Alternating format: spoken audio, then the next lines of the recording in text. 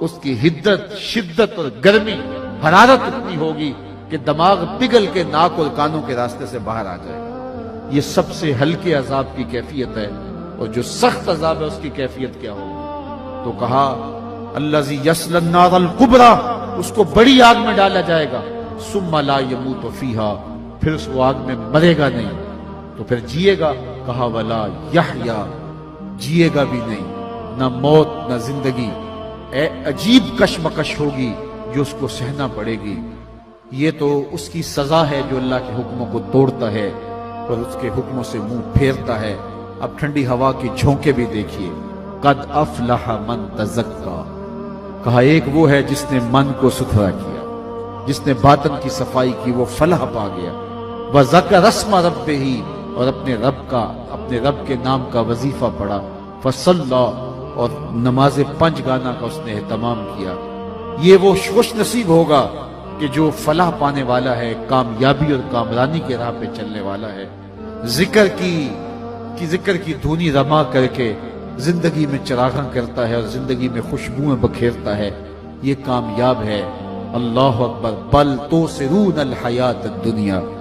پھر حضرت انسان کی جو خصلت تھی اس کو بیان فرمایا، تم تو جیتی دنیا کے پیچھے ہی بھاگو گے، یہ جہاں تمہیں میٹھا لگتا ہے، اس کی شیرینیاں تمہیں بھا جاتی ہیں، یہ سب کو جاننے کے باوجود بھی یہ دنیا مختصر ہے، آخرت دائمی ہے، لیکن تم بھاگو گے اس دنیا کے پیچھے۔ بل توثرون الحیات الدنیا والآخرۃ خیر وابقی، حالانکہ آخرت بہتر بھی ہے اور دائمی بھی ہے۔ یہ ساری زندگی جو ہم گزارتے ہیں کتنی ہے؟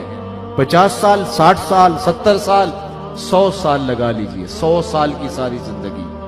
اور آخرت کا یوم حشر قرآن بتاتا ہے محشر کا ایک دن 50,000 سال کا ہوگا، 50 سال کا نہیں، 100 سال کا نہیں، 50,000 سال کا ایک دن۔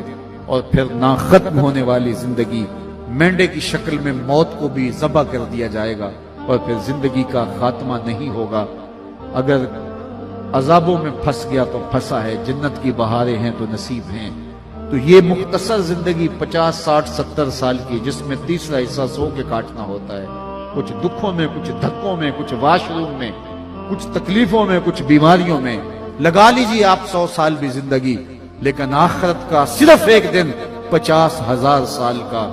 بل توثرون الحیات الدنیا والآخرۃ خیر وابقی۔ پھر کہا ان ھذا لفی الصحف الاولی، یہ صرف قرآن نے نہیں بتایا بلکہ پچھلی کتابوں کے اندر بھی ہم نے یہ سب کچھ ساری قوموں کو بتایا، وہ بھی ڈوبے کہیں تم نہ ڈوب جانا، ان کو بھی بتایا۔ صحف ابراہیم و موسیٰ، حضرت ابراہیم اور حضرت موسیٰ پہ جو صحیفے نازل ہوئے ان میں یہ سب کچھ ہم نے بتا دیا۔ آؤ اپنی زندگی کو اللہ اس کے رسول کی چوکھٹ پہ لے آؤ۔